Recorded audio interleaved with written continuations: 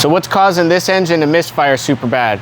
I'll get to that in a minute, but we get this question a lot here at the shop, and the truth is misfires can be caused by a lot of things. A lot of time people end up wasting their money because they end up throwing parts at it and it doesn't fix the issue. So if you're having issues like this, misfires or check engine lights, give us a call, schedule an appointment. We've also got a link to our website in the bio. What was this truck specific issue? Well, we narrowed it down to cylinder 3 that was misfiring. We went through some testing and we found out that it was a bad ignition coil. Now, a lot of the time when you have one bad one, it is recommended to replace all of them because the other ones are on their way to going out as well. But this customer didn't have it in their budget to replace all of them, so we ended up just being able to do the one. We saved them some money and we got them back on the road running smooth.